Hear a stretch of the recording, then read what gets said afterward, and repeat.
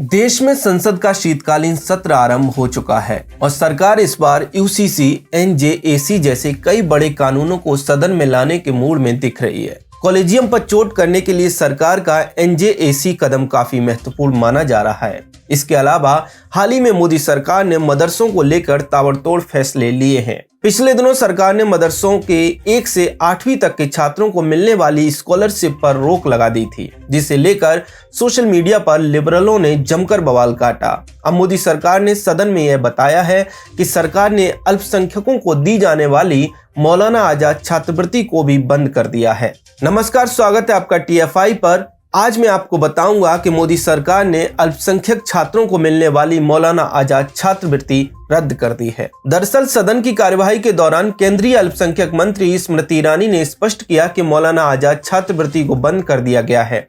सरकार का कहना है कि अल्पसंख्यक छात्रों को दी जाने वाली यह छात्रवृत्ति दूसरी छात्रवृत्तियों से ओवरलैप कर रही थी, इसलिए इसे बंद किया गया। यह खबर सामने आते ही इस्लामिस्ट उछल पड़े और सरकार को निशाने पर लेने लगे। सरकार को कोसने में नेलिब्रांडुओं का भी पूरा साथ मिला है। ज्ञात हो कि जब भी भारत में अल्पसंख्यक की बात की जाती है तो मुस्लिम समुदाय को ही इसका पर्याय मान लिया जाता है, जबकि राज्यों और जिलों की जनसंख्या अनुपात के आधार पर देखें तो भारत में जम्मू कश्मीर, पश्चिम बंगाल के मुर्शिदाबाद, मालदा इत्यादि जैसे कई स्थानों पर मुस्लिम आबादी हिंदुओं से अधिक है, लेकिन फिर भी अल्पसंख्यक होने की सभी सुविधाएं इन्हें दी जाती हैं, जिस कारण से उस क्षेत्र के दूसरे समुदाय के लोगों को वह सुविधाएं नहीं मिल पाती जिसकी वे हकदार हैं। इसलिए सरकार द्वारा लिया गया यह फैसला एक प्रकार से देखा जाए तो तर्कसंगत है, क्योंकि किसी भी प्रकार की सरकारी सहायता उसी व्यक्ति को मिलनी चाहिए जिसका वह हकदार है। आपको बता दें कि वर्ष 2005 में केंद्र की तत्कालीन कांग्रेस सरकार द्वारा देश में अल्पसंख्यकों की स्थिति जानने के लिए एक कमेटी बनाई गई थी,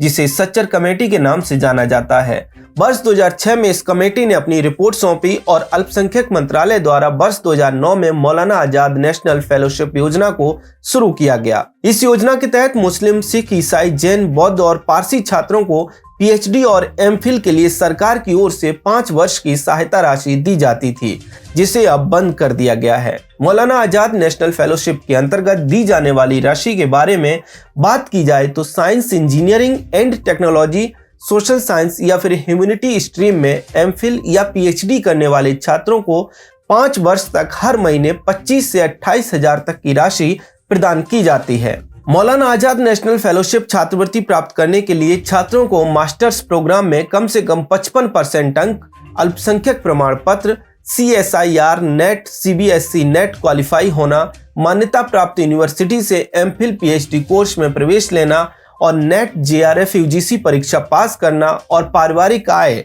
2.5 लाख प्रतिवर्ष से अधिक नहीं होना जैसे कुछ मानदंड पूरे करने पड़ते थे, तभी छात्रवृत्ति प्राप्त की जा सकती थी। परंतु इन सभी मानदंडों को देखने के बाद यह प्रश्न उठता है कि नेट JRF परीक्षा पास करने के बाद छात्रों को UGC की ओर से पहले ही शोध करने के लिए अच्छी खासी राशि प्रदान की जाती है। ऐसे में अल्पसंख्यक छात्रों को 2 अलग अलग स्रोतों से छात्रवृत्ति मिलती थी। तुष्टीकरण के चक्कर में पूर्ववर्ती सरकारों ने इसे लागू किया और बनाए भी रखा, लेकिन मोदी सरकार ने अब इस फिजूल खर्ची पर अंतिम लकीर खींच दी है। अगर इस छात्रवृत्ति पर होने वाले कुल खर्चे के बारे में बात की जाए तो सरकार द्वारा एक वर्ष में इस पर 738.85 करोड़ रुपए का खर्च किया जाता था, जिसके चलते सरकारी कोष पर भार बढ़ता जा रहा था और इसलिए अब इसे बंद कर दिया गया है। यदि मौलाना आजाद नेशनल फेलोशिप पर सरकार द्वारा लिए गए फैसले पर संक्षेप में कहा जाए तो यह तर्कसंगत फैसला है, जिस पर किसी को किसी भी प्रकार की कोई आपत्ति नहीं होनी चाहिए, क्योंकि शोध करने के लिए छात्रों को पहले ही एक योजना के तहत वित्तीय सहायता दी जाती है।